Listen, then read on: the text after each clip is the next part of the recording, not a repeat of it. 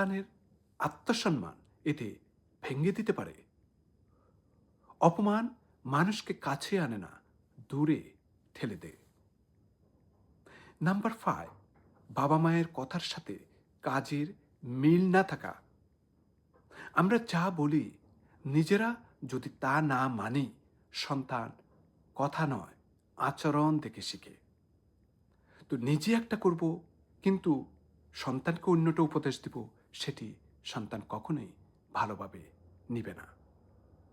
সুতরাং নিজেকেই role model প্রতিস্থাপন করতে হবে যাতে সন্তান আমাদের থেকে শিখে। সমাধানটা কি? সমাধানের মধ্যে আমি প্রথম বলবো, আগে সম্পর্ক, পরে শাসন। সন্তানের সাথে বন্ধুত্বপূর্ণ সম্পর্ক গড়ুন।